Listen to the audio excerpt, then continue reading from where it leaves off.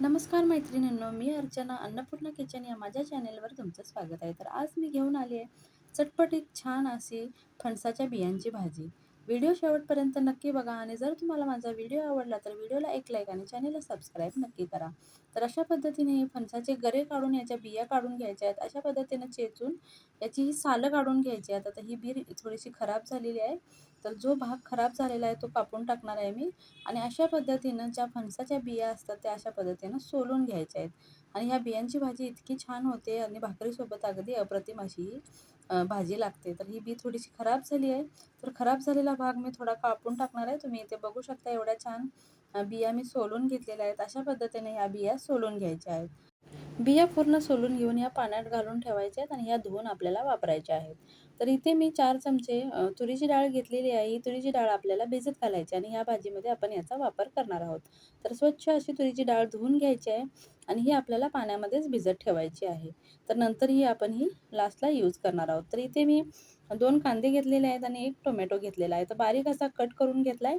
अशा पद्धतीने एवढंच आपण यामध्ये वापरणार आहोत आणि दुसरा कोणताही मसाला देखील यामध्ये वापरणार नाही आहोत. तर इथे मी तेल टाकलेलं आहे 3 चमचे आणि त्यामध्ये बारीक चिरून घेतलेला कांदा घालायचा आहे. तर कांदा छान लालसर होईपर्यंत आपल्याला हा भाजायचा आहे.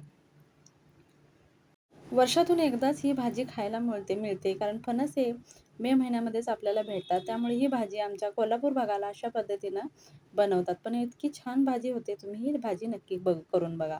तर इथे मी कांदा थोडासा लालसर झाल्यानंतर टोमॅटो टाकलेले आहेत आणि त्यामध्ये थोडंसं मीठ टाकलेलं आहे.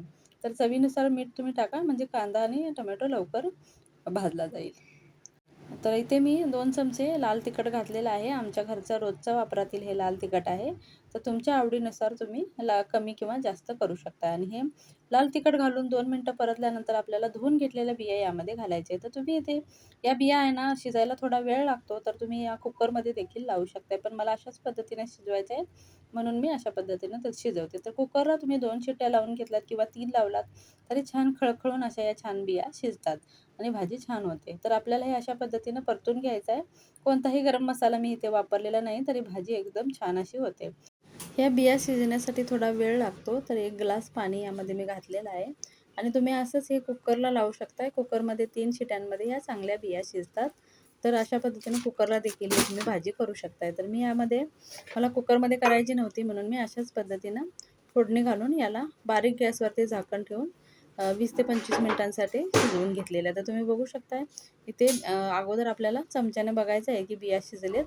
तर मी व्यवस्थित बघते बिया शिजलेल्या आहेत. तुम्ही बघू शकता बी एकदम बारीक झाली.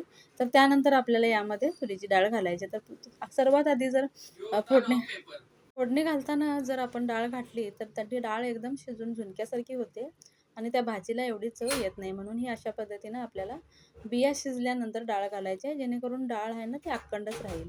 तर एक अर्धा कप पाणी मी ह्याच्यामध्ये ओतलेलं आहे आणि त्यानंतर डाळ शिजण्यासाठी भिजलेली डाळ असल्यामुळे वेळ लागत नाही. तर अशा पद्धतीनं अखंड डाळ आपल्याला भाजीमध्ये ठेवायची आहे. ती एकदम जास्त शिजली नाही पाहिजे. तर अशा पद्धतीने बघा थोडं एक 10 मिनिटात ही डाळ शिजून जाते कारण ही भिजलेली असते. तर अशा पद्धतीनं चमचमीत ही भाजी तयार होते. तुम्ही ही भाजी भाकरीसोबत खाऊ शकता. व्हिडिओ आवडला तर व्हिडिओला एक लाईक, चॅनलला सबस्क्राईब नक्की करा. तर त्यानंतर शेवटला आपल्याला कोथिंबीर घालायची आहे आणि कोथिंबीर घालून छान 2 मिनिटांसाठी परतून घ्यायचं आहे.